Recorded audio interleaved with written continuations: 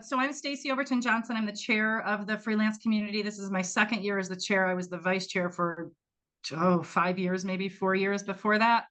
And these webinars, these educational webinars, we do about 6 a year, 5 or 6 a year. I think we're the most active group in SPJ. We are constantly doing these. And AI for journalism is a huge thing right now. I think we've gotten more response to this webinar than any webinar we've done in the last year or so. So there's lots of people, and I think I was talking to Sree earlier. I think this is, we really don't know what we don't know. We are all so new at this, and he's an expert. So he's going to have, we've asked him to just kind of go from the beginning, because I think there's a lot of people who just don't know how to use it, don't know how it can benefit them. There might be some people here who are thinking this is not ethical, we should not be using this at all. So we're going to talk about that as well. I am going to, so Sree Sreenivasan is a rock star. I met him in 2012 at an SPJ conference when it was called EIJ, Excellence in Journalism. He's a New York City-based expert in digital communications. He's the CEO and co-founder of DigiMentors, a social digital AI training and consulting company. He's been teaching generative AI workshops for the past year. His bio says he's hit 11 countries and 18 cities in person, and then multiple Zoom sessions. So he knows what he's talking about. He served as the Chief Digital Officer of New York City, the Metropolitan Museum of Art, and Columbia University. He was a full-time professor of journalism at Columbia for more than 20 years. He is currently, he's the 2024 president of SAJA, the South Asian Journalists Association. And since 2022, he has served on the board of Nobel Prize Outreach. He co-founded SAJA in 1994 and the Online News Association, or what we know as ONA, in 1999. I love this next fact about him. In 2004, Newsweek named him one of the 20 most influential young South Asians in America, along with Kamala Harris, M. Night Shyamalan, and Norah Jones. So that's quite relevant this week, especially. In 2015, Fast Company named Sree one of the 100 most creative people in business. And in 2010, he was named one of the 35 most influential people in social media by the Poynter Institute. Also, this is a really fun fact. In 2020, the president of Italy awarded Sree the knighthood of the Order of the Star of Italy for his role in promoting U.S.-Italian relations. So I feel like he's a Renaissance man. We're super honored to have him. We're so excited about this. And I am going to let him take it from here. Wow, thank you, Stacey, and thank you everyone in SPJ for joining us live or later in the recording. I totally understand signing up for every workshop that you can and then watching the recording later, especially in the summer. If you're watching live, please use the chat to ask questions, to introduce yourselves. This is a great community, and I'm so happy to be with you today. Greetings from New York City, where it's been super hot, and I am glad to be inside with air conditioning to be with you for the next about 90 minutes or so, and we'll use all the time we can to share as much information as we can. I've put together a very short survey that you can take if you're watching live, or even if you're watching the recording, you're welcome to take the survey. For those who came in late, I just stuck it back in the chat so that you can catch it. And we already have some folks voting to tell us a little bit about their background and comfort level in AI. So what I'm going to do is just start by just glancing at it. It's obviously just a few people have filled it in right now, but it'll give us a sense of who's here and what are they thinking about in terms of AI. So the first question here is, what's your experience level with AI on a scale of 1 to 5? You can see we're on the earlier side, at least of the people who signed up. Are there any tools you use regularly? ChatGPT, you can see other tools here. What's one thing you absolutely want demonstrated, clarified? Just curious where to get started, a clear definition. Is there a totally reliable transcription service? How can we use AI as freelance journalists and not accuse of clients of using AI? These are amazing questions. What should be using AI to do? So I'm going to ask Stacy and the team to kind of keep track of these questions if they can, and also just if I've missed anything, and you can take some screenshots here, just come back and show, make sure I answer those questions, or remind me, and I will go back to this later in the chat. A couple of words about SPJ. SPJ has been a part of my life for about over a 30-year period. I was a student member at Columbia, and then I was a faculty member at Columbia in the journalism school, and I got to run the chapter and even win the David Ashelman Prize for Faculty Advisor of the Year, which was an incredible honor to work with the larger SPJ team. And I was on an SPJ task force in 1997 to think about electronic journalism and the role that it can play and how it can help and grow SPJ.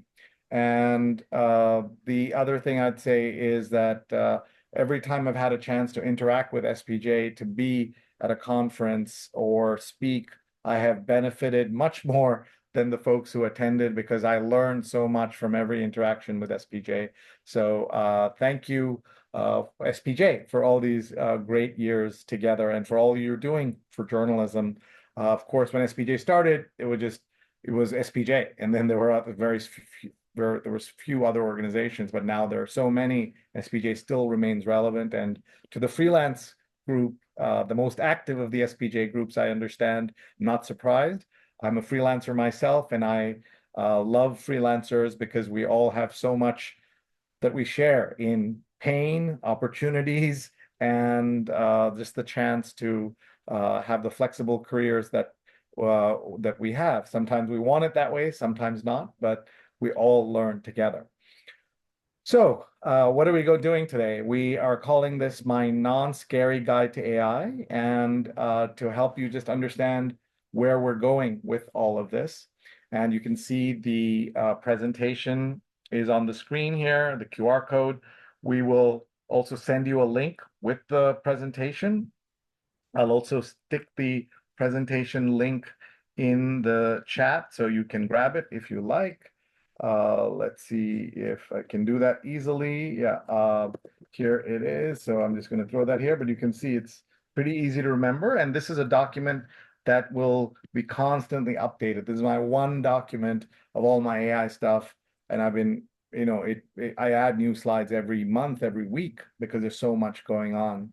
You have that very generous introduction by Stacy, so you see a little bit of my background there, and also my newsletter, where I talk a lot about AI and where we're going and where we're headed and what I've learned along the way.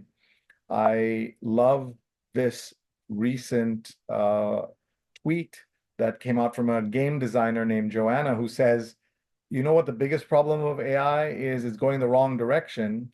I want AI to do my laundry and dishes so I can do art and writing, not for AI to do my art and writing so that I can do laundry and dishes. And I just love this idea. It's funny, but it's also real. And most of us, especially us freelancers, us writers, want to be able to concentrate on the things that we're really good at, unless we are good at dishes and laundry, which we're not, and certainly we don't want to do it.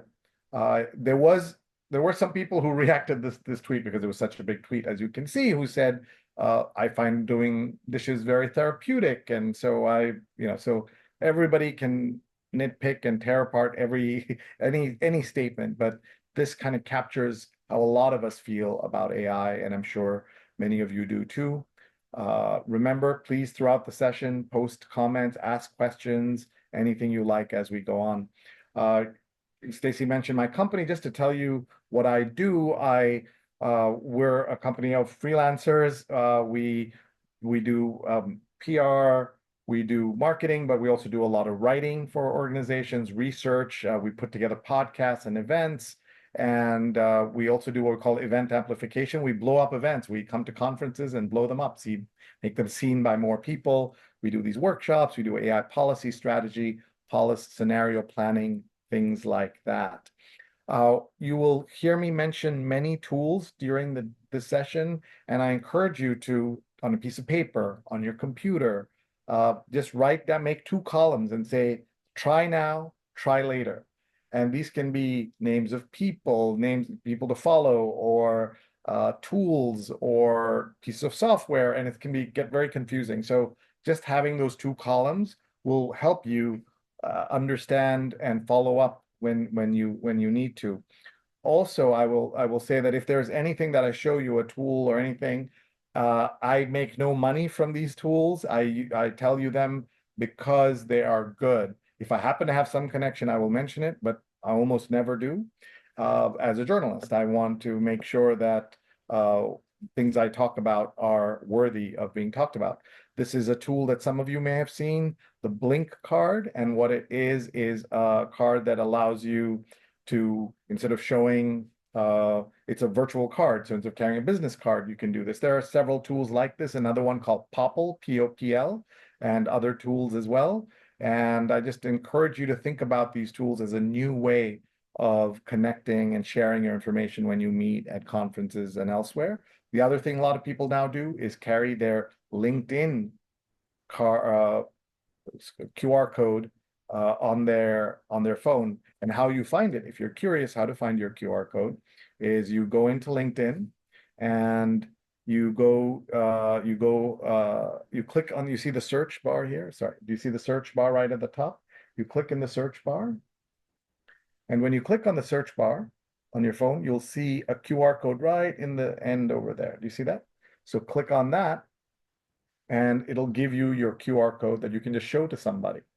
You can also save to photos. So you can save your QR code to your photos, or you can take a screenshot of it, and that way you have it in the front and you can just show it to people, and you can share your QR code that way and your connection that way. So these are quick little things that you can try. My work as a journalist and as a trainer is based on 2 sets of ideas. The first is something that the former publisher of the Wall Street Journal said in a meeting, where he said the scarcest resource of the 21st century is human attention. How do we get it, keep it, grow it? That's the task that we have in front of us. And I love this so much because this is really what we're struggling with. And you might say, well, the scarcest resource is peace in the Middle East, clean water, clean air. All of that is true, but to fix those problems, you need to get attention. And Les Hinton, the former publisher, said this, and I just taken that on as one of the things that shape my work. The other is what I call the theory of the 2 footprints. We all have 2 footprints. We have a physical footprint and a digital footprint. The physical footprint is everyone who knows and loves us already, and they hire us as we are freelancers, or give us gigs, or all of that stuff. That's one set of people, and that's your physical footprint. Your digital footprint is everybody else in the world who doesn't know you yet. And if you don't raise your digital footprint to match your physical footprint, you're leaving opportunities, influence, gigs, or impact on the table. And we don't want to do that. So more you can do to improve your digital impact, your digital footprint, the more impact you'll have, the more resources, more opportunities you will have. So I encourage everybody to think about this idea. And what can you do to raise your footprint? As somebody who does freelance digital work now, I make a good living from people who know my work and who are kind enough, like Stacy, to remember times we have met and spoken. But to be a really big business, I need to increase my digital footprint and reach people who've never heard of me or know anything about me. And I've been doing this for a long time. I used to do this when I had hair, as you can see, and computers used to look like that. And now I look like this. And this is a workshop I taught at the Southern Poverty Law Center, which you all know is the organization that killed a Klan and is helping bring down those hateful statues. And I wanted my first Gen AI workshop to be at one of my meaningful clients, and all my clients are meaningful, as we say, as freelancers, but this was extra meaningful. And that's why I taught this class there. And that was the start of what I've been doing.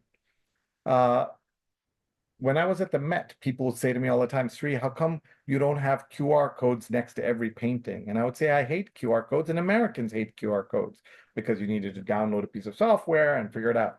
Well, that all changed when Apple made QR codes available in the iPhone in 2014. But we didn't discover it because Apple, the greatest marketing machine of all time, did a terrible job telling its people, its users, that it has this really cool new tool. And that's why in Asia, in Africa, in Europe, they were way ahead in QR code use compared to Americans until the pandemic. And that's what happens often, is that new technology is late to be adopted, especially by journalists, especially by writers who have so much technology already coming at them that it's hard to kind of understand it. So we'll just quickly go around the screen here and tell you what all of these are. This is my LinkedIn.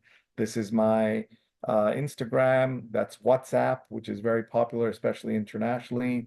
That's my Snapchat, Messenger, Venmo, and PayPal, in case you want to send me a couple of bucks. Here is Twitter, TikTok, and this on the extreme end here is WeChat. And it's not China's, just kind of China's Twitter or China's Facebook. It's China's Twitter, Facebook, and every other tool in one. And it's so popular.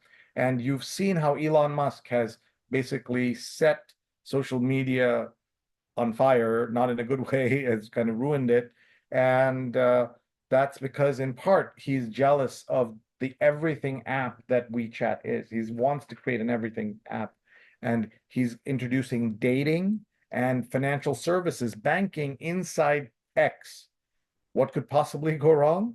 Everything, as we know. And that's what we have to worry about. So I'm showing you all this in part also to say that I put my email address here, that email still matters. In a TikTok world, email still matters. And what are we doing to balance our use of these tools and our tech? And I hope this is the first of our many opportunities to connect. That's why my email address is there. And I'm also going to throw on the screen, if you're watching on a laptop, you have your phone, you can connect with me on LinkedIn through my LinkedIn link right here, as you can see. So I'd love for you to connect with me there as well. When we talk about AI, I want to kind of step back a little bit and think about how we deal with technology, and that keeping track of tech is hard. I'm going to take you all the way back to March of 1989 in Switzerland, where a young man wrote a proposal to his boss, and the boss wrote back, vague but exciting. And this proposal was for the web, not for the internet. The internet existed, but the World Wide Web was what he was proposing. Everything from hypertext to the way documents are shared, all of that linking media, all of that he was proposing, and the boss wrote back, vague but exciting. Because new technology isn't always obvious, even when it's the mother of all of this stuff that we're talking about, right? This is all a result of that document and where we went, the evolution of tech. But keeping track of tech is hard. Look on the screen here. Everything you see here is from one day Apple headlines. How the heck are we supposed to keep track of tech? It's too hard. We're also seeing valuations of all of these companies, the big 7 companies. Look how much they've grown and how big they've become, and how it's happened, right? Some of these companies you know very well, others not as well, and they've taken over the world. But one of the things that happens is keeping track of tech is hard, because even keeping track of the names is hard. And I'm going to show you so many tools today that it can get overwhelming. And by the way, I want you to kind of annotate this conversation, right? The art of annotation is an art that every 21st century person needs. And you probably haven't used the word annotation since Shakespeare in high school. But annotation, the ability to take a fire hose of information, process it, and then share it, is very, very important an urgent skill. So I hope you're practicing it as I'm talking. You know, so that's if somebody says to you, "Hey, you didn't come for drinks on Thursday night," they say you say, "Well, I was at this thing that this guy Sree taught," and they ask, "What did you learn?" You will be able to give them, you know, a 10-second version, a 30-second version, a 2-minute version of this. That's that annotation. So look at these companies, and I presume most of you don't know any of these companies, but they all went on to become household names in America and in the world. And I'm showing you this because names that mean nothing one day could eventually mean much bigger things. Backrub became Google, Cadabra, Amazon, Auction Web, you can guess, became eBay. Peekaboo, Snapchat, Bourbon, Instagram, Matchbox became Tinder, Kibble, Netflix, and The Sound of Music became Best Buy. And we'll look at a lot of names that mean nothing today, and they could mean something big in the years to come. Even OpenAI didn't mean anything to anybody, right? And now it means a lot. ChatGPT, all of these things. And we're seeing that there's going to be this enormous boost from AI. And that means the global economy is going to grow. And, you know, when you look at something like this, you say, okay, I don't believe it, so I'm going to cut it in half.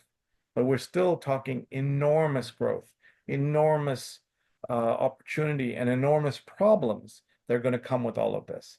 And I like to say I'm a tech evangelist and skeptic. So I will tell you the good sides of all this and the bad sides of all this as we go along.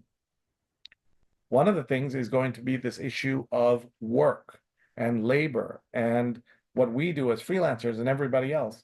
Here's the exposure to automation of jobs in Japan and America, 25%, globally about 18%, India and China at the lower end. Again, cut these in half, and we're still talking tens of millions of jobs going to be lost in America, hundreds of millions of jobs in the world.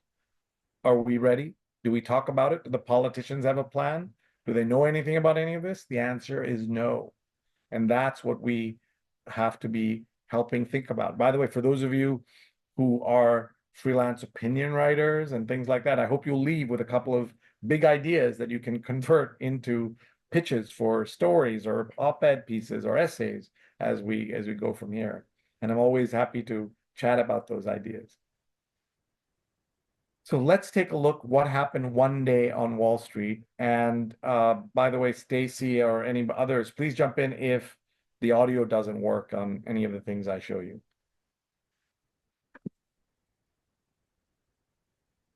Just getting set up here. 2023. Someone posted this AI-generated image of what appeared to be a terrorist bombing at the Pentagon. Today, we may have witnessed one of the first drops in the feared flood of AI-created disinformation. It was shared on Twitter via what seemed to be a verified account from Bloomberg News. It only took seconds to spread fast. The Dow now down about 200 points. 2 minutes later, the stock market dropped $500 billion from a single fake image. Anybody could have made that image, whether it was intentionally manipulating the market or unintentionally. In some ways, it doesn't really matter. Some ways it doesn't matter. It doesn't matter. $500 billion from a single image. And AI is just going to make all this much, much worse. And that's what's very upsetting about this, and where we go from all of this, I think, is what we have to think about. I said earlier that journalists are not really big on new technology because they're just so busy with other things, and there's already technology in their lives. I used to teach workshops like this for groups like SPJ about email. Writers preferred fax machines because you could see a signature, you could see a logo, you could even see a phone number right at the top of where this fax came from. Even though that could be manipulated, people still believed it, and they preferred that. Then using the web, and then this thing called Google, because people preferred Alta Vista. Some of the older folks here will remember Alta Vista, might remember Dogpile. You know, I taught my first class on LinkedIn in 2006, and here we are in 2024. LinkedIn is more important than ever. So all of these things happen, but you'll see I have not taught a single class on crypto, blockchain, Bitcoin, those kinds of things, because I'm not saying that those don't, NFTs, those things don't have value. I just didn't feel like writers and journalists would benefit from them, or they could always seek that out. And when I was at the Met, I had one of my students in a different context say that we do some jobs for money and some for the honor and privilege of doing the work. If we get to do both, we're lucky. And I love that comment so much, I put it on the back of my business card. And I hope for all of you, as we navigate this very changing landscape of freelance writing, journalism, media, everything, that you're able to do work that you feel that in terms of your work. It's not possible every day, but it is possible sometimes. So we'll talk about what generative AI is, why it's useful, why it's scary, ethical and legal questions, use cases, live demo, and homework. Now, the homework isn't real because obviously you don't have to do it. So I'm actually just going to show you the homework. So one thing you could do is take a screenshot of this with your laptop. You know how to take a screenshot on a laptop, or use your phone and take a screenshot of this. And this can be something that you do just on your own. And send them all to Stacy. No, I'm kidding. You don't have to do that. And I don't want to inundate Stacy with all this email. But just think about this question when you leave today, over the next few days, weeks. Just think, what can I do? What are 3 simple things that I can do that will help me? This is my favorite meme on the internet, where Bart is complaining about how hot it is, and his father tells him it's not the hottest summer of your life, it's the coldest summer of the rest of your life. I, of course, had to turn that into a ChatGPT joke where Bart says it's the, ChatGPT is really scary, and his father says it's the least scary, least powerful, least available, least ubiquitous it will ever be. And so, this is where we are. And that, I think, captures where we are with the stuff. We're just starting because it is so early. I told you I'll send you many different tools. And so here's one you can try out called mischief.app. You can see the name on the top. And what it does is allows you to take your face and stick it in famous scenes. And this is me as Sean Connery as James Bond. And this is me as Han Solo. And this is me as Daniel Craig. And all of this is generated instantly. There have always been these face apps, are very complicated, don't work very well, but this works really well. Fun fact, on the right side, that appearance by Daniel Craig, not as me, but as Daniel Craig, was the last episode of SNL before the lockdown. And this sentence, ladies and gentlemen, the weekend became such a big thing, partly during the lockdown. And I'm doing all of this, then I've got to have me as the most important entertainment figure to make a comeback in the last few years. And that person, of course, is Barbie. And this is the worst Barbie you've ever seen. But all of these are from a single picture. And that's the power of AI, where they're taking things and able to interpret it in the way that you see here. And you can do this for yourself, again, with mischief.app. So now let's talk about how to think about AI and what it says. So here I asked OpenAI to show me a photo of myself and Elvis. And I don't know who looks worse here, Elvis or me. We both look terrible. And it got Elvis's information absolutely spot on. But in my case, it made me the former chief writer of Bill Clinton and former executive editor of the New York Times. Like, what the heck? How is that possible? Why would it do that? And what you all know, what mistakes are called on AI, they have this term, it's called hallucinations. And I hate that term because hallucination sounds soft and harmless and unintentional. And these are none of those things. These are mistakes, big effing deals, errors. So let's all get rid of that word hallucination from our vocabulary, because that's not what these are. I'm somebody who has long bios on the internet, someone who has a Wikipedia page, someone who's been digital since 1995. How is it possible that they have done this? It's horrifying to see this, right? And that's why we have to be careful. Anything we see on the internet, we have to double, triple check it. It's always been true, but now we have to really do this. one of my favorite sayings, if it's too bad to be true or too good to be true, it probably is. And of course, if your mother says she loves you, check it out. By the way, speaking of my beloved late mother, she would have loved if I were Bill Clinton's chief speechwriter or executive editor of the New York Times. She wouldn't be fussy about getting both, but she would have loved it if I was at least one. And that's the world that we live in. So I'm going to pause here. I've been talking for a while and just get any questions or comments that have come in that are relevant to any of this. I'm not checking the chat, so Stacy and company, please jump in.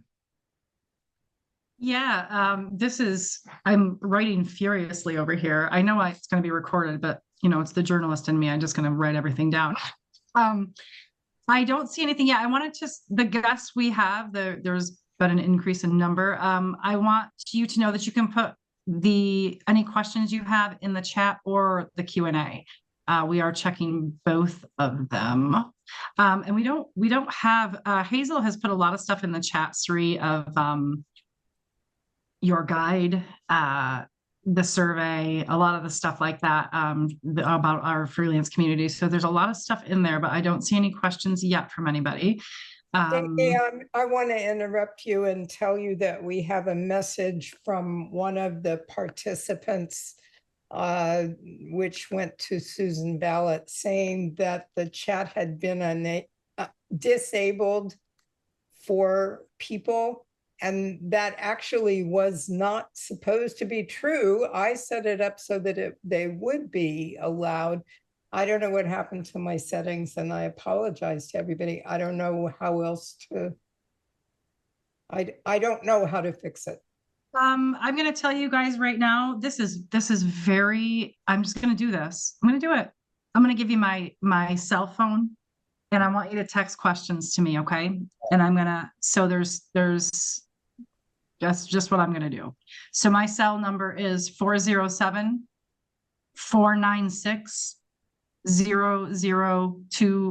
I'm going to give it to you one more time. And I'm just going to check that as if I would be checking the chat. So send me questions there. Well, send Sree questions there. And I will read those questions to him. So again, the number is 407-496-0020.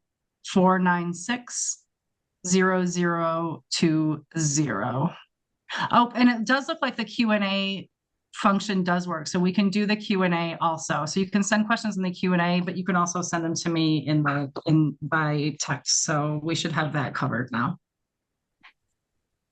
Excellent. Thank you. Thank you very much. And Stacy, for giving out your number like that. That's very generous, and that's a problem-solving method and problem-solving mode that you've gone into. So I appreciate that. So let me just come back here and to show you some of we've got a few more folks who've jumped in. Some people with much more comfort level. So I see that and experience level is interesting. And let's see if any new tools have come up. So you can see here some tools that people are using, and some questions have also come in. So thank you all for participating. I just stuck the survey link back in the chat. If anybody didn't link yet, you can do it later as well. And for the people who get the recording, we'll send the survey link, the slides, and this all together so you have them with you. All right, so let's get back to talking about what you see here. And I'm just going to put Stacy on the spot. Stacy, your thoughts so far as we just talk about just even this slide of the things I mentioned so far. So, you know how I said I was a really big fan of AI? Yeah. Maybe I'm taking that back a little bit. Maybe I'm just a fan. That's the first I had seen of the, I'm a food writer. I don't do daily news. And that is the first I had seen with the explosion and the $1 trillion drop. That is stunning to me. I'm really just discouraged, I think, by that. But again, this is here to stay. We have to figure out how to use it.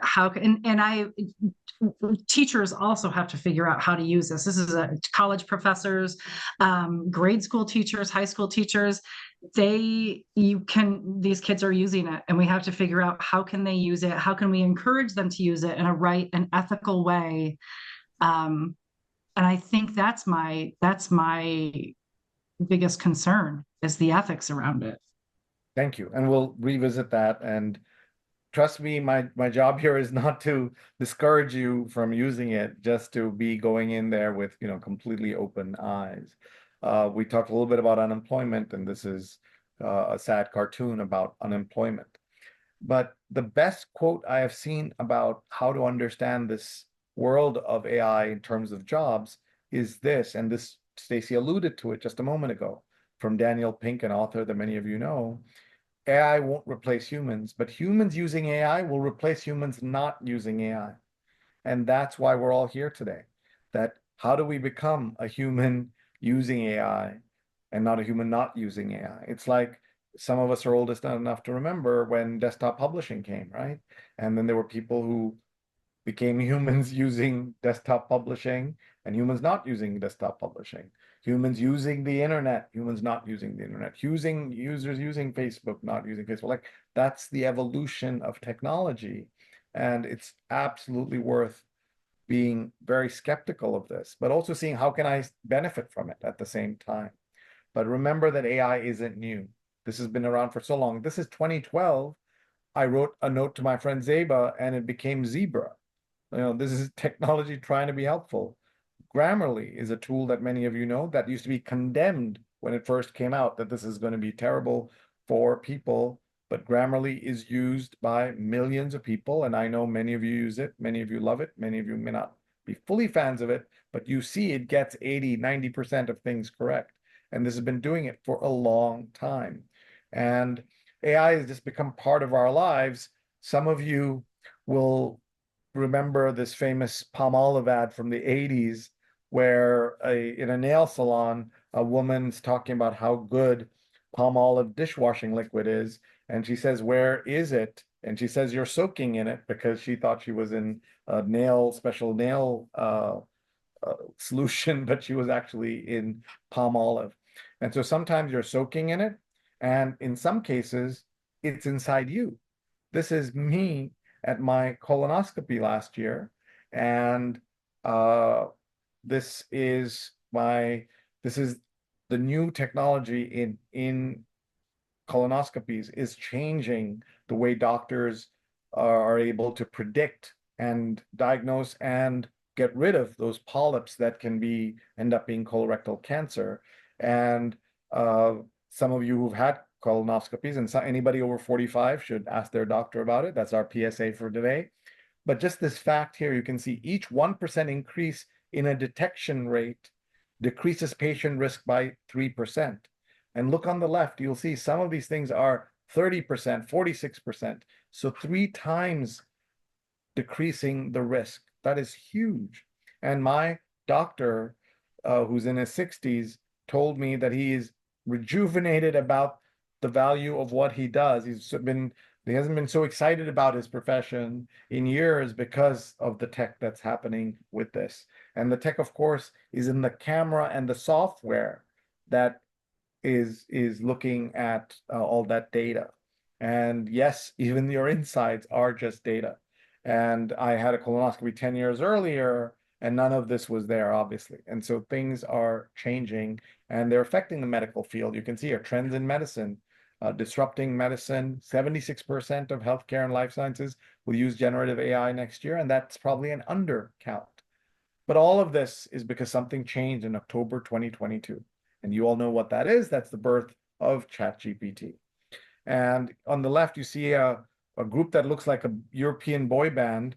They raised 100 million euros in 4 weeks because they did something in AI. And so many companies that are really good companies that make a profit, that deserve funding, and they'll never get it. But these guys did. They look like a boy band, and maybe they can go back to being a boy band if all of this startup world doesn't work for them. And you can see on the right, a lawyer cited 6 fake cases. And what happened with that And a German tabloid just fired 200 people and said AI will take care of it. They didn't have a plan. What will AI do? None of that. They just said AI will take care of it. Here is something that Amnesty International used generative AI message images for protests in Colombia. And why would they do that? There are perfectly good, in fact, exciting, problematic, exciting photographs of the protest and its aftermath, but they decided to use this. Why? So we can blame the AI and the tech and everything else, but in the end, editors chose this and chose to put this up there, and they are the ones who are seeing this. So this is part of the problem that we are dealing with as we go here. You may have heard of the professor who attempted to fail half his class at UT Austin because they were using ChatGPT. And you know that in universities, nothing happens over the summer, but the public outcry was so bad that between May and August, they introduced a new AI literacy course for students and faculty, University of Iowa, University of Michigan. This is affecting everybody from second grade to PhD level. Anyone teaching, studying, etc., is facing this problem.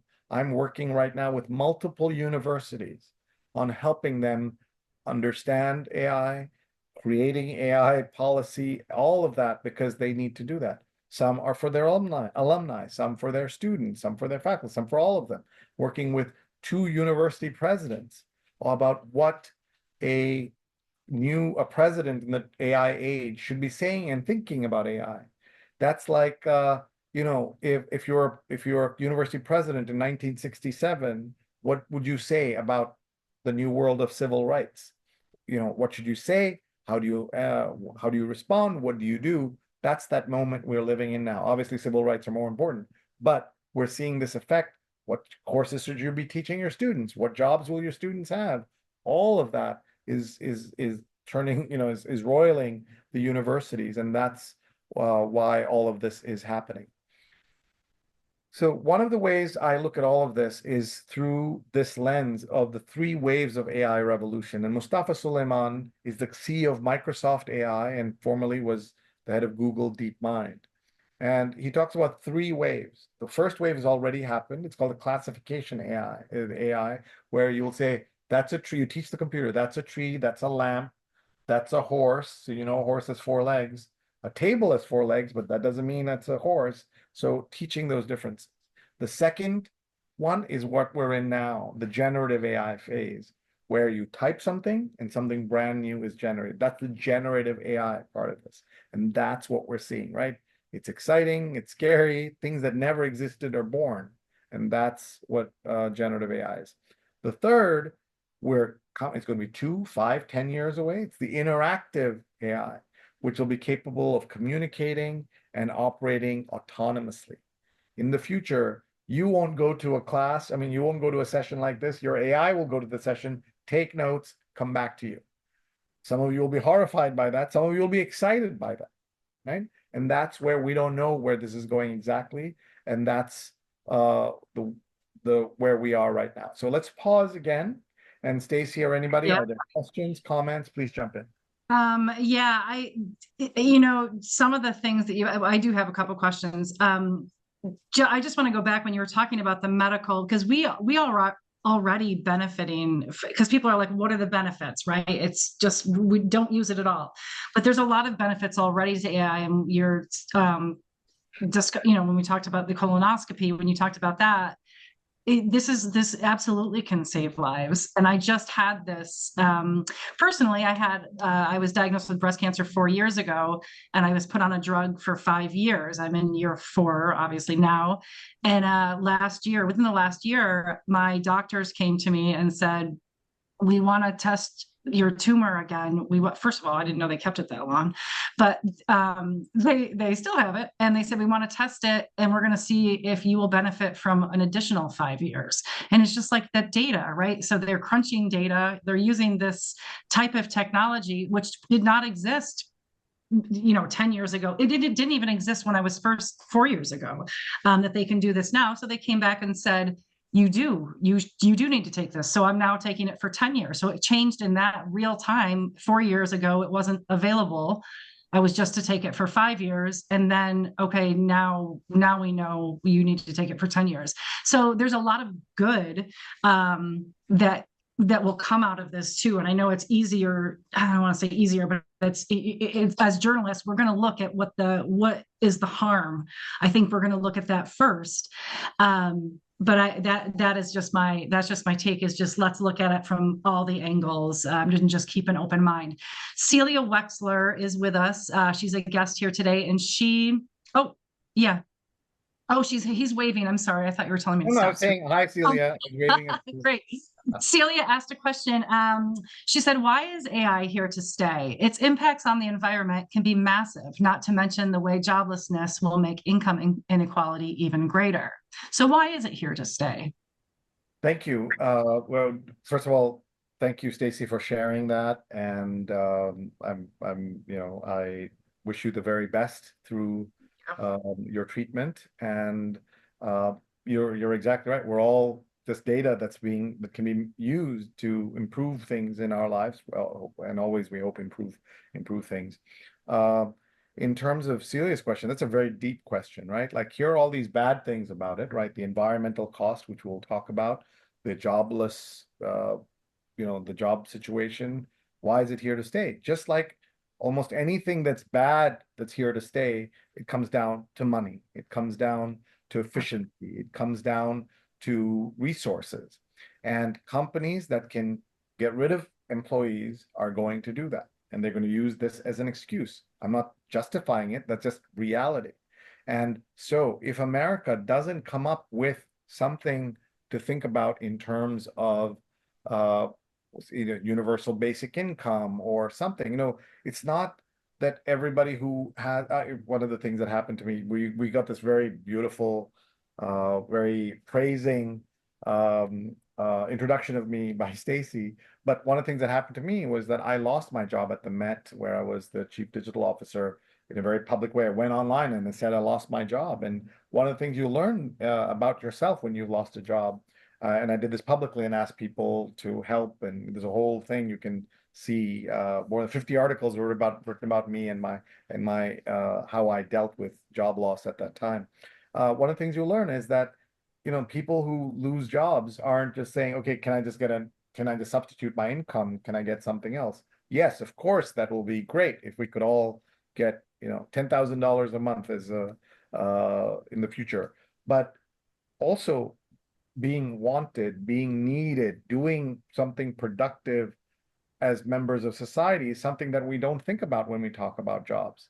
And especially when people critique, are people working hard enough, or all of these things that come up, this can become a major question. So I didn't mean to turn this into an economics rant or capitalism rant, but I will say that that's why they're here to stay.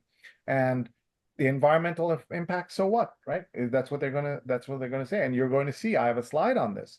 It's unimaginable, unfathomable, but it is fathomable what the damage is going to be with AI. That every time you're doing one of your AI searches, you are causing harm to the environment. It's not something we talk about, but it's happening today. And that's what we need to think about. Thank you for your question, Celia. Susan asked, I think one concern is journalists have unknowingly had their work used to train AI without compensation. Is there a way to stop that? All of us who are freelance journalists are in a different boat than journalists who are working at big organizations. You may have seen that Murdoch's companies, right? News Corporation signed a deal with OpenAI. They got $450 million. And did that company then immediately give a bonus to all its journalists? Of course not. They continued to have layoffs after a $450 million infusion. Meanwhile, the New York Times has sued OpenAI, so we'll see where that leads. But we know from history of what freelancers can benefit from this training stuff is really problematic. And for those people employed at the Wall Street Journal, they'll say, hey, at least you now have a job. You can keep working. That's your benefit. But as freelance journalists, how will we benefit for our stories, our content, what's happening? The fact is that our content, if it's part of an archive where we did work for hire, that's probably already, they make a deal, we get nothing, obviously, and that goes on. If we are a journalist that has written dozens, hundreds, thousands of articles, you know, our database could be used. If somebody has it online, they could just find it and use it. We have seen, and I have a slide on this topic of how people are fighting back. And that's something we can think about. And Pamela says that there are some mental health applications of interactive of this stuff that we're going through, and that's true as well. We're seeing wherever you can have data and you can mine it and you can find information that will continue to be something that people are going to pursue. So let's continue. I want to do a time check here. We're about 7:56. We're going to go till, I mean, Eastern time. We're 56 minutes in. We'll go till half past the hour. So please keep posting your questions, and I'll be showing you lots of slides in the meantime. Here is Cosmo cover. They said the world's first AI magazine cover.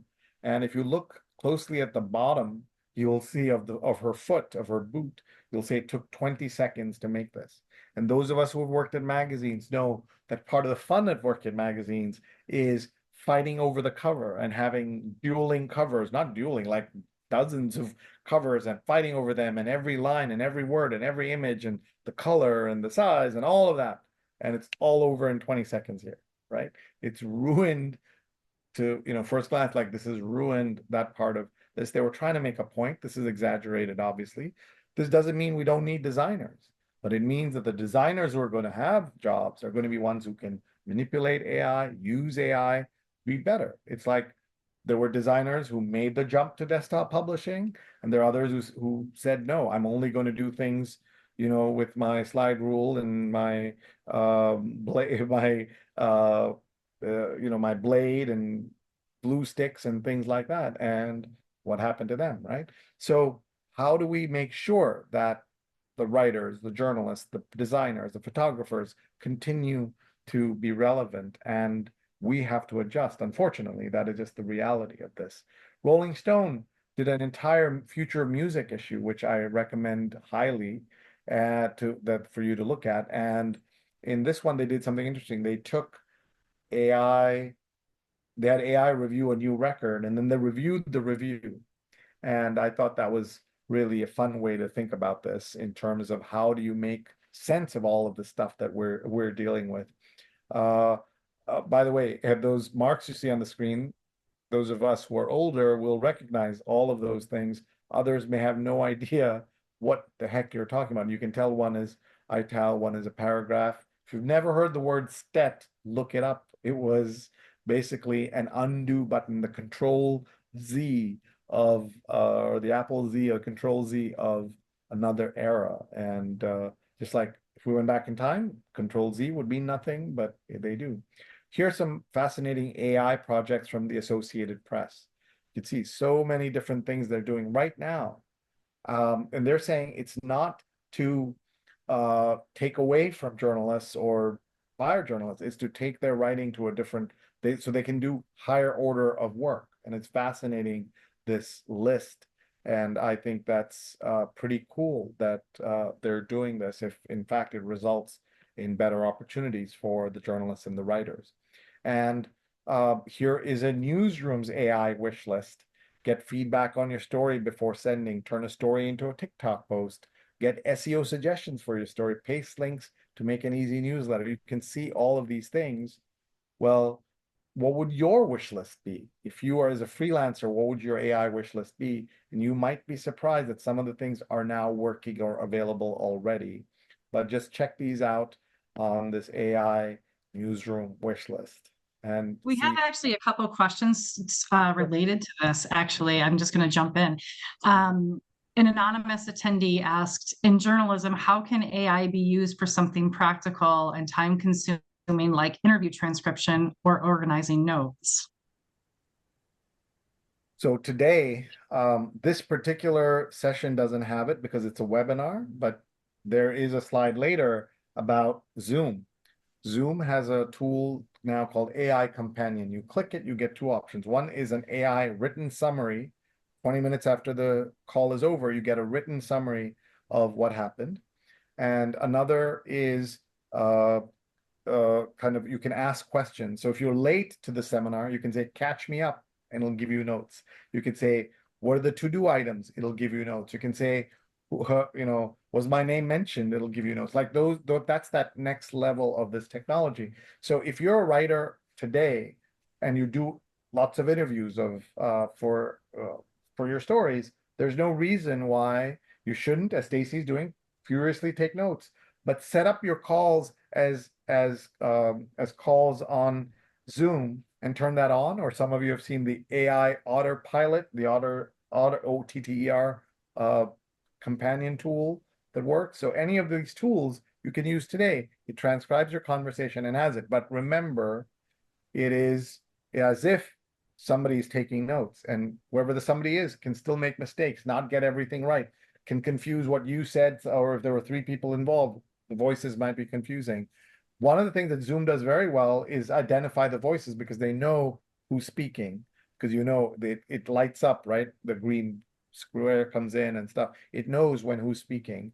So it's all early days. I mean, remember, with all of this tech, we're at the very earliest days of AI, and it's 18 months since it started. Think back to the iPhone, which is now so powerful. When it was launched, it could not do cut and paste. Cut and paste, it couldn't do. And now it can do so much. So how do we think about this technology? What are the things that are working now and what isn't? I understand there was another question as well. Yeah, yep. Also posted by an anonymous attendee. How can we use AI to our advantage in terms of fact-checking stories, especially in long-form journalism or book-length manuscripts? I just want to say one thing. I'm also working in a vocational high school with kids with learning disabilities, and I was coming up with a list I wanted to come up with, like, okay, I was using ChatGPT, give me 10 poems that I should give to introduce poetry to kids who are in 12th grade. And it gave me 10 poems. And it gave me The Road Less Traveled by Langston Hughes. And I cried a little bit and died a little bit inside, because Langston Hughes is an incredible poet, but he certainly did not write The Road Less Traveled. And if I didn't know that, how many teachers would have given that list to a group of kids? So fact checking. So this is an interesting question, I think, because how can we use it to our advantage in terms of fact checking? Because I don't trust anything that AI says right now. Sometimes it's completely accurate, but you got to go do the fact checking. So I'm going to let you answer that one. Thank you. I've got a tool, or at least a way to approach this in a bit. So we're just going to come to that in a moment. So you'll get that answer. But this idea that you don't trust what you see, make sure you're following up, make sure there is no easy answer in this case, right? Because this platform is inherently prone to mistakes, it's very, very hard to rely on it to fact check. That's why if you have a fact checker for your book, or an indexer, or things like that books used to have, I don't know if publishers still hire them, you still need those people, because you're going to make mistakes. Even when it's doing everything correctly, it will skip things, it will miss things, and that's why it matters. Now, this is directly going to go to the last question that you had asked. And one of my students said this brilliant line: the power of AI isn't that it gives you answers, it's that it forces you to ask better questions. And so that comes down to how we ask questions on ChatGPT or any of these tools. You know that Google, we just became so used to Google just delivering everything we wanted that we forgot the art of asking questions to a computer, something called Boolean searches. There were all these other operators, things you needed to know to ask to make a query of a database. All of that went out the window because Google was just so good. And now we have to learn to do better prompts, right? That's what they call it, prompt writing.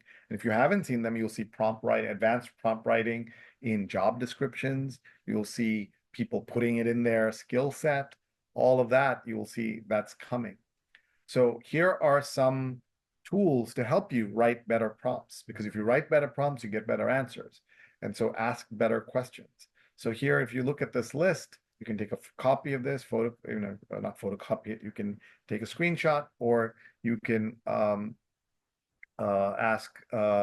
you can just use your phone, and you'll see things that use relevant keywords, be clear and specific. Try starting your prompt with one of these words: list, generate, produce, propose, compile, describe.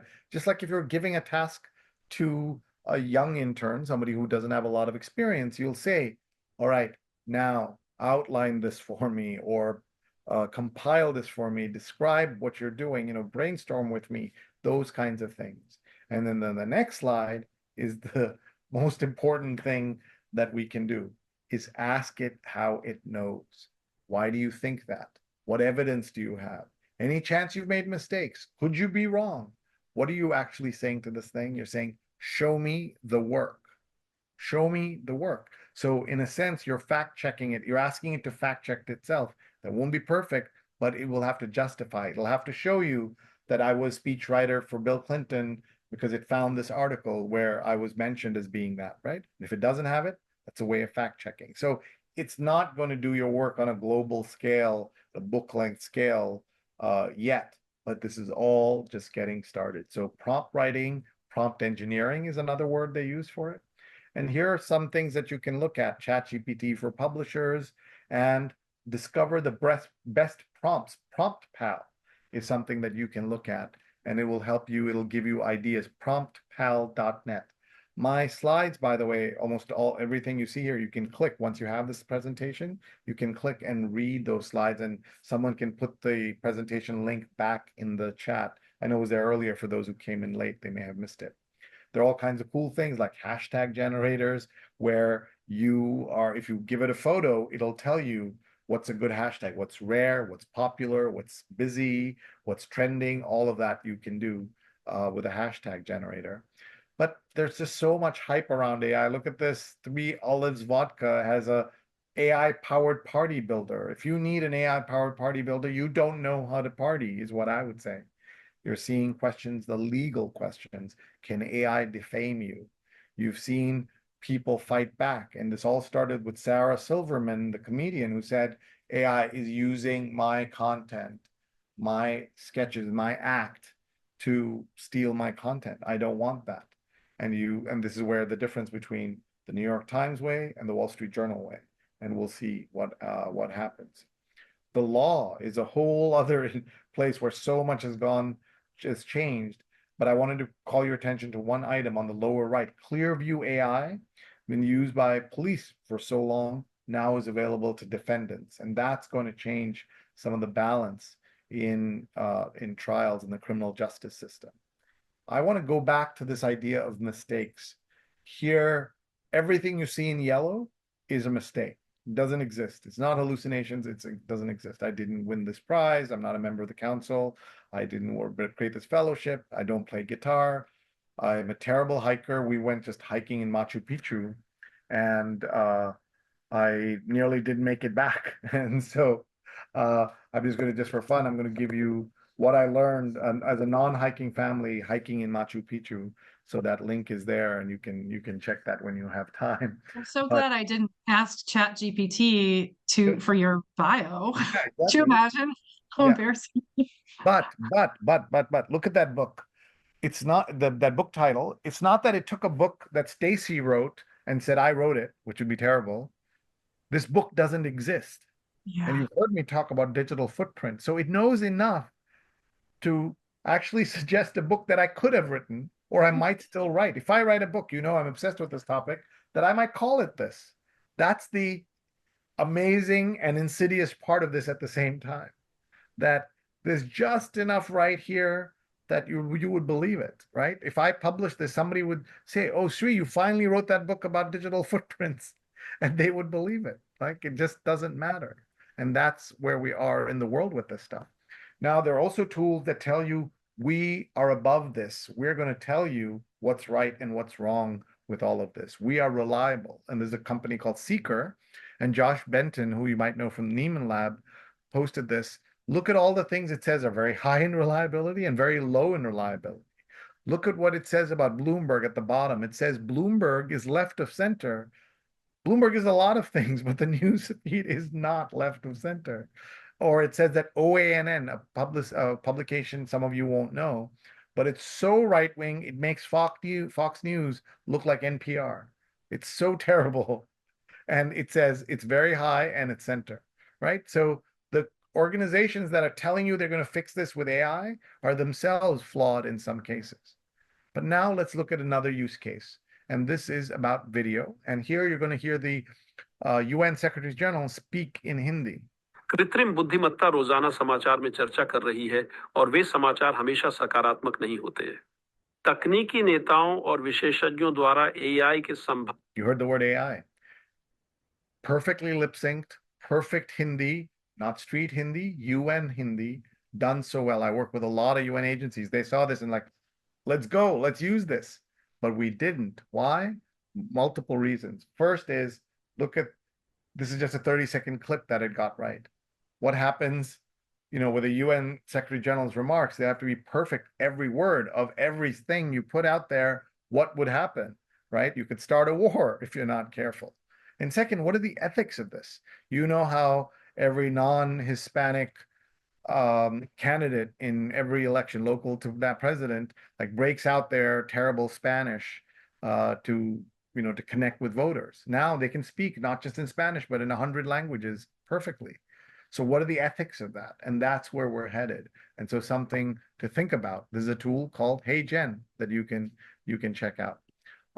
Another tool here is about journalists, but not freelance journalists, not freelance writers, but freelance journalists who are TV. Going to take you around the world to show you what could be the next big thing in television and online news. Take a look. This is Lisa, an anchor for Odisha TV News, located in eastern India.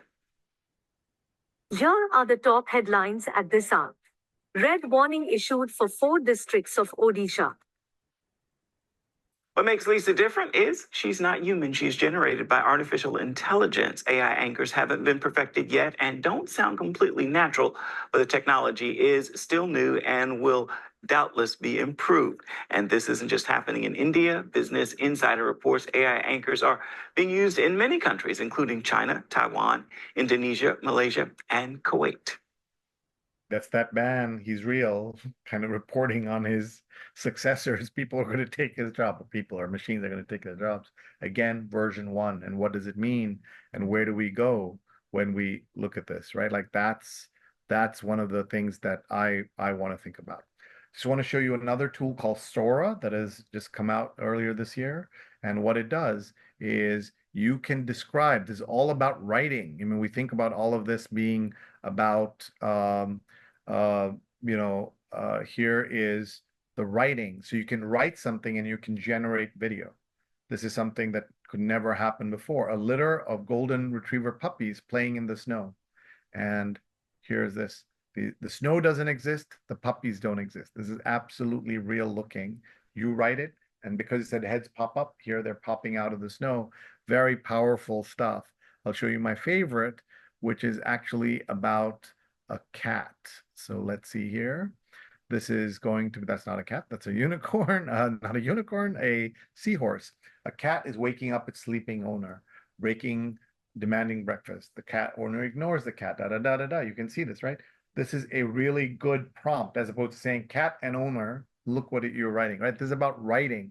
And that's why AI, a lot of this is about writing. So there will be freelancers who will be able to use this stuff and be better writers in this mode. And here, what happens next? The cat isn't real. The sheets aren't real. Look at the wrinkles on the sheets. Look at the wrinkles. Just look at this. This whole thing is fake. And it just came out. And that's just brand new. It hasn't gone to everybody yet. But there's another tool called the Luma Dream Machine that allows anyone to do this for 6 seconds of video that you can create. Again, that's today. Where do we go from here? How big, how fancy will it become? All of that we don't know yet. So that's what we're seeing. And here's a funny tweet. People who think Sora will soon make movies are the same people who thought NFTs were art. ChatGPT can now speak, sort of like Alexa. That can be good and bad. Here are some 6 principles of how to think about this stuff. Transparency, inclusion, accountability, reliability, security, impartiality. Stacy had mentioned, the ethics of all of this. I love this. And you would think this must be from Microsoft or something. And Microsoft is involved, but this is done by the Vatican. They have something called RomeCall.org where they bring people together and they talk about this stuff. And look at the date, February 2020, long before the pandemic. I mean, before ChatGPT came out. And so the Vatican has always been good at tech and especially at social media. For a while, Pope Francis offered time off purgatory if you followed him on Twitter. Time off purgatory. You all know what that is. If you don't, if there's heaven, hell, and there's like 1,000 years in between where you're in limbo. I'm not Catholic, I'm not Christian, but I follow him on 6 languages because what if this whole reincarnation thing that I believe in doesn't happen? I don't want to be stuck in limbo for 1,000 years. So if you ever get stuck, you'll say, yeah, this guy came and told us there was a way out and we didn't take it. But it just shows you the cleverness of the Catholic Church when it comes to this kind of technology. How are we supposed to get people to follow our accounts when they're offering like this ultimate prize that's really unfair? Now, the leaders of all these AI companies, Sam Altman, Bill Gates, all these people, mostly men, unfortunately, came together and created a report and a task force. And they issued a report that said the risk of extinction from AI should be the same priority as pandemics and nuclear war. Oh my God. So they wrote a 1,000-page report, right? Telling us what to do and how they're stopping it and everything. Did they? Of course not. They issued a 1-sentence report. That's what you're looking at. That was the report.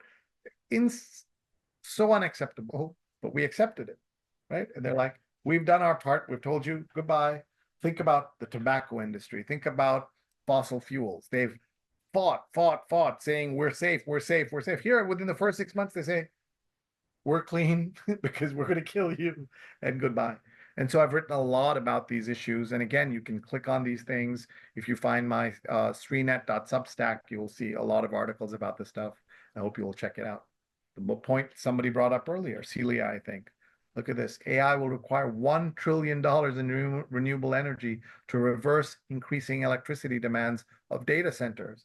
So unacceptable, but we're accepting it. What they tell us is that once AI will help generate more efficient energy because it will know exact uses, like it'll know when I come home every day at this time, and so it'll adjust my electricity just by this much, so it'll be fine. But come on, right? $1 trillion is what could happen. So just in the interest of time, you can look through all of this. You can see how kind of AI is generated through Gemini or any of these tools. I'll give you some more tools to look at. This tool called Monica shows you how the computer thinks, right? So you say, do you want to comment, a paragraph, an article, or a blog post? And then it does that. Do you want it to be professional? 3 things to keep in mind. Or do you want it to be witty? So it says here, AI is like a box of chocolates. You never know what you're going to get. And that's that way in which it's thinking. But it's not just writing. It's also photography. I showed you video. Here's photography. This is our Beagles Instagram account. And we asked Dolly, which is from OpenAI, to make a painting of a beagle eating a dosa. A dosa is a South Indian crepe. Did a really good job. Here is an impressionist oil painting of someone teaching an AI workshop. Here's a cyberpunk illustration of someone teaching an AI workshop. And I'm now going to show you the cheat sheet to understand any of these imaging tools. So if you're working for yourself or working with a child in your life, check this out. So you need an adjective, a noun, a verb, and a style. So it could be a yellow unicorn wearing sunglasses in impressionist style, in cyberpunk style, in pencil drawing, Frida Kahlo, Van Gogh. Like, you can have all these different styles depending on the system.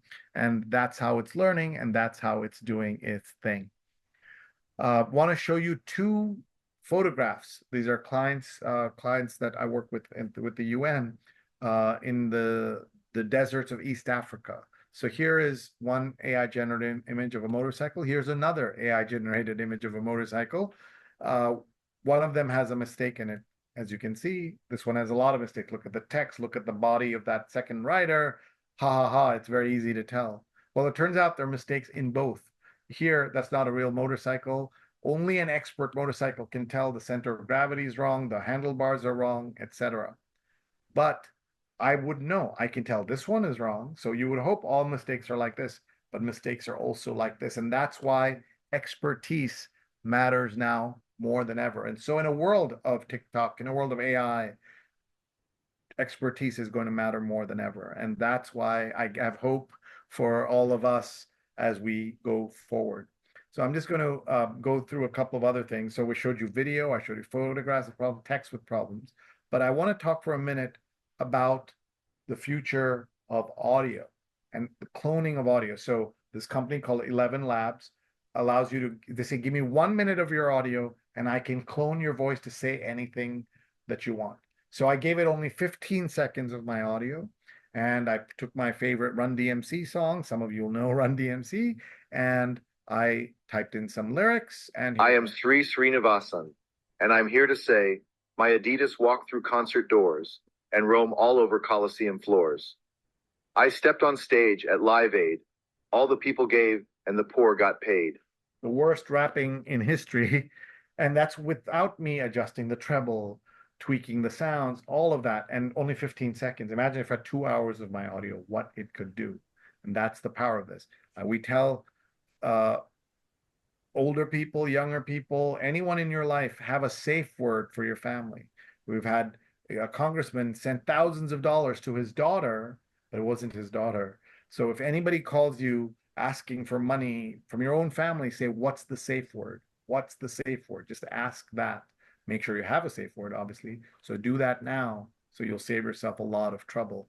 And that's going to be weaponized in the elections. And you're going to get millions of calls are going to go out saying, I've already won the election, stay home, no need to vote. And some people say to me, Sree, this is so far-fetched. This happened in New Hampshire. And a guy a political consultant, got fined for 26 counts, was fined $6 million. Sounds like a lot of money. It's not. A Senate seat costs hundreds of millions of dollars.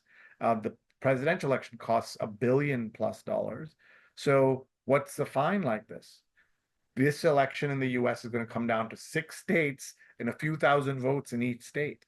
And so if you can get millions of people to sit home, it's game over, right? And that's what we're going to see. And one of the problems with all of this is that it's showing you things that could be worse, right? It's one of the things we've always been told is that what you believe your eyes and not believe your eyes and ears, listen, watch, and now you can't do that. And that's what's so disheartening about this. You're seeing AI in everything. Spotify's putting AI. There's a DJ that they have. Google Slides is putting in AI in everything. This was the Zoom example I gave you. See the AI companion? And the companion summary sends you a summary, and the AI companion lets you ask questions. Catch me up. What are the action items, etc. And then I love this angry email translator, which you write something nasty and it makes it really soft, or vice versa. It would be great if it did vice versa. I'm sure there's a tool that does that, but that'd be kind of funny. LinkedIn is offering a lot of AI prompts and lots of things around jobs. These are the companies that are the most important AI companies right now. This is 2023, this is 2024, 23, 24, and they're in every industry from content moderation, warehouse and logistics, energy, fashion, gaming, healthcare, physical infrastructure, mining, construction, right? And so some of these companies are going to become as well known as Snapchat and TikTok and everything else. Others are going to disappear. If you're a freelance writer, there's a world of ideas here, tools that are changing every industry. If you're a business writer, every industry could spend time with just one of these and get a story out of it. And here are some AI content detector tools. I'm just going to wrap up so that we can get to your questions here. AI content detector that says to me, this is, I took my essay and said I'm 97% human generated when in fact it was 100% generated. I don't care. But what if my professor says the cutoff is 98 and you failed if you don't get 98? I don't think we're ready for parents to advocate on behalf of their kids. That's happening now. And these detectors aren't always accurate. And one of the things we have to worry about is bias. Here, the lady on the left uploaded her picture and said, make it look better. And look what it did. Change her eyes, her hair, her body, her skin. And why did it do that? Bias, because these tech bros have decided this is what better looks like, right? And so you're seeing, Oh, yeah, very, very upsetting. yeah. But technology has always been biased in ways that aren't obvious. Those of us who have dark skin can tell you that we've gone to bathrooms, try to wash our hands, and it says it just doesn't work because it's calibrated to lighter skin. And I went to a museum that advertises one of the pretty, they say we have the world's most beautiful bathroom. So of course I used it. I came out to wash my hands and no water came out. So I was got like goddamn racist toilet. It turned out it was a foot pedal, not an automatic toilet. So sometimes it's racism, sometimes it's a foot pedal, sometimes it's user error. But this is how technology has just brought us to this point where we don't trust it and we shouldn't trust it. And this is a tool called thispersondoesn'texist.com. It just generates new people that you can look at and you can study. Can you tell they're fake or not? So one thing to look at are the teeth, the ears. Like here you can see mismatched earrings. Doesn't mean women don't wear mismatched earrings. The chances they're wearing them for a photo shoot are low. Or look at the blobs in front of this photo here. If you see my cursor, you can see there's a blob here and a blob hand there, or this guy has too many teeth, right? So there are these clues that you can get. And we won't have time to get into this because I want to take some questions. Just look at all the tools to try. Just take the screenshot and you can look at it. There's a writing partner for novelists. There is just all kinds of things. Claude.ai, Perplexity. One of the big problems with AI is all of these tools give you some free benefits and then they charge you $20 a month. That all adds up. So please be careful when you're signing up for things and make sure that that you can afford it and that you need it. So sign up for trials, but don't give your credit card unless you are willing to cancel it. And some things that you can subscribe, journalists.ai is a great tool to subscribe to. A newsletter, and Jeremy Kaplan's Wonder Tools newsletter is also very good. So please subscribe to both of those. And these are my essays that you can find on sreenet.substack. And you can see I've been really writing about this stuff because I think it's so important. And there may be some things that you would want to think about. So now, before I show you my final takeaways, let's spend 4 or 5 minutes on Q&A. And over to you, Stacy. I'm gonna jump in here actually with my own question. I didn't type it in the chat, but my question is how can journalists right now, use AI for stories, story ideas, finding sources? Is there anything that's practical and ethical right now that we can use? Not obviously writing the story, but if you can talk a little bit on that. Yeah, so I think it's really about listening and reading a lot of what's out there in the world. And there are a lot of different newsletters that can help you think about this, that can help you find the various examples. Hold on one second. I don't know if I lost you. Can you still hear me? Yeah, I can hear you and see you. Yeah, sorry. Okay, I don't know what happened, but that's certainly one of the things that I think about a lot. So how can journalists find story ideas? If you just look up AI newsletters, Substacks, there are so many places where companies and others are talking about developments long before they make it into the Wall Street Journal, long before they make it into the New York Times and elsewhere. So I would encourage you to spend some time subscribing to these and even asking ChatGPT to help you find sources inside the world of the beats that you're interested in, lots of social media channels, et cetera, et cetera. But these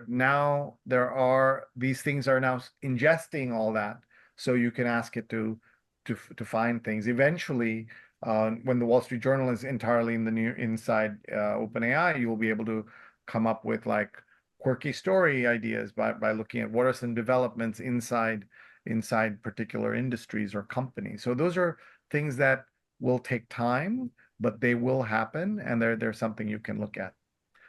Let's keep going. Great. Jeff McDonald asked, how do I create an AI research assistant to go out and gather info that I can screen and fact check? Great question. This requires a little bit advanced use of creating prompts. OpenAI has some tools, so I don't have it off the top of my head, but Jeremy Kaplan's Wonder Tools newsletter, I would go in there and just look back. He has done stories about this, like how do you create your own little tools to do specific things? How do you make your own helpful tool or helpful AI chatbot? And so I would go into that, and you'll look there and you'll find it. Great. Just real quickly, I saw a story the other day on Good Morning America or somewhere where they were someone was using AI to help them develop a schedule for the Olympics and what are the closest events to their venue, how long will it take them to get there, and AI set up a whole schedule for them. So took that, so you could use it that way too. It could take a lot of the work out of that stuff, the busy work. Yep. Another an anonymous attendee asked the question, I use a paid AI transcription service and discover that it censors language it finds objectionable. I complain because it is not an accurate transcription. It also appears arbitrary. It shouldn't be up to a third party to determine what is or isn't objectionable. Does Zoom's transcription tool also censor? It's a great question. So, Stacy, if you want to drop a bunch of, we're not actually transcribing, so that won't help, but we would detect it by dropping a bunch of F-bombs. But there are people who analyze this and write about it. I would just test it. I have not, as I said, these things make mistakes. I have not seen censorship. I've just seen a lot of mistakes, but not censorship. That doesn't mean it doesn't happen, but I'm not going to a lot of interesting meetings where there are things to censor, unfortunately. I have Rev. We use Rev to transcribe our interviews for my TV show. And so tell them about it. Is that a good tool? Is that an AI-based thing, or? I actually so I get sent the transcripts by the executive producer, and I it's good enough for me. Okay. For we call it GIST translation. Yeah. For what I'm doing, yeah, it's not great with accents, so I don't even if someone has a heavy accent, if it's a chef who has a really thick accent, I'm like, yeah, I'm not even going to look at this. But I will say that I assure you that our host is not dropping the F-bomb or those kinds of words. And not a lot. Sometimes I see it in the Rev transcript that they have misheard it and they've written the F word, or they've written, I've seen the word SLUT. I've seen that word in the transcript. These people are not saying this on the shoot, but that is the AI has put those words in there. I'm like, we should not have a hard copy of this anywhere. It's crazy. Yeah. It's a new world. Yep. I think that's the last of our questions. I think there's going to be people here who are maybe even more now concerned about the ethics around it, knowing a little bit more. And I really appreciate the very objectionable, it's very objective what you presented today. It wasn't, hey, everybody go out and use this. And I like that you gave both sides of it. But I am of the mindset that we better figure this out and figure out how to use it to help us, or we are going to be left behind. And I love the couple of quotes that you put in here about that. So thank you. Thank you, Stacy. So I have a suggestion. One thing you could do for a future session is to ask Jeremy or Mike or any of these folks or Amy from the AP, Amy Reinhardt, who's in charge of AP's AI initiatives. There are I can give you a whole bunch of names. There are whole people who are doing this in newsrooms now, and ask them to come in and talk to you. Or another thing is within the AI community, within the freelance community, ask people for their tools. Like you mentioned Rev, somebody is using a paid something else, somebody's using something else, So what if you made a tool list and some Mm. guidelines for people, crowdsource it so that no one person's doing all the work, and give people credit, obviously. And so Jane's tip is X, John's tip is Y, and then have that as a resource for paid members Yeah, I of like that. freelance. That would be helpful. This would be like the very early days of Google if somebody put together, like, how to search Google properly, those kinds of things in the early days. Right. So let me give you my takeaways, and just know that this is just the start of all of this stuff. So I say that no tech can live up to such hype, and that every industry will be affected, including ours, and lots of money will be made or lost. Most careers will be upended in unexpected ways, and that we have to pay close attention and learn new skills. You just said that, Stacy, my Daniel Pink quote and my hallucinations line. But be vigilant about the dangers. Know that the tech companies will not fix the problems. In many ways, a lot of us blame Facebook for how badly it handled the elections of 2016. It's learned nothing, and things are worse now in some cases than they were in 2016. That's 8 years later. So they're not going to fix these problems. And governments can't regulate these, because you've seen government. Have you ever seen Tim Cook, Zuckerberg, any of these people go in front of Congress? It's hilarious, because they run circles around the senators, congressmen, etc., because their representatives, even their staff aren't good at this stuff, right? So that's a problem. And then I say here, team human will prevail in the battle between humans and tech. I do believe that, but there's a great question. What kind of humans will prevail? Is it just the same old people in Silicon Valley who gather the power, gather the money, and leave us all in the lurch? Or will it be a more democratic, lowercase d, more fair distribution of power and wealth? When we don't know. We don't know what the answer is. We know where it's going. It's bad, because it's the same people, right? Look at the same companies. Only thing you're seeing different is, like, now Nvidia is making money, and so they're at the top suddenly, but that's the reality of this stuff. So you all remember that I started by saying that the scarcest resource is human attention, and you all gave me, an hour and a half plus of your attention, which is an enormous gift. If anyone has a final thought or question, I'm happy to take it. And I'm grateful at the end of a long day for all of you for jumping on and being here with us. I hope some of you were eating your dinners and stuff through this. So we're going to give you a flashback to your last hour and a half, and just go back to Stacy. Yeah, this was great. And I think it's a really good starting point for a lot of us. There's a lot of us, I can't speak for everybody who's attending, but there's certainly a lot of us on the board, most of us on the board are at ground zero for this right now. And I think this has been super helpful. You've given us a lot of tools. I've got I know I can watch this again and I can ask them to catch me up, but I've got it all written down too.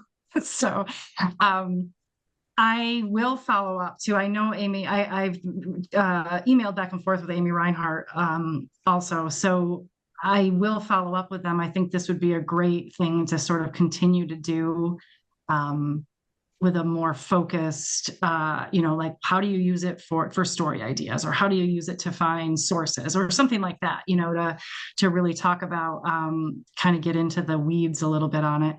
It's been great. Oh, we might have another question. Oh, Laura Bishop actually just asked, what about copyright infringement? That's a big problem. Well, thank you for all those comments, Stacy, and for your plan. I think it's a great one to work with Amy or Zach Seward at the Times, or everybody's now hiring these people. So bring them in. And if you can't get the top person because they're so busy, ask the number two, because nobody asked the number two. Okay. But by the way, as you know, for those of you who do business stories, that's always a great place to get sources, is to cultivate the number two people and not just the top. So just back to your questions about copyright issues, huge problems. Some of that we addressed already, but we're seeing that this is not going away. It's just going to get more and more complicated. So let's see what that New York Times lawsuit does. And I don't know what the Freelancers Guild, I don't know what SPJ and others are saying about this topic and where we go from here. But we're at that kind of inflection point where we were with freelancers and that famous case against the New York Times, and who has a right who can benefit when all of this stuff is reused, resold, repurposed, and people making money from it. Why aren't we making money from it, right? Artists get residuals and stuff. I mean, musicians get that. Not all artists do, but wouldn't it be great if we got that too? In a perfect world. Yeah. Maybe that's where we end up. Best case scenario. Yeah. All right. Well, this has been great. I'm going to end it here. I hope that we can catch up with you again, Sree, and do another one of these. That would be great. I'd love to have you back.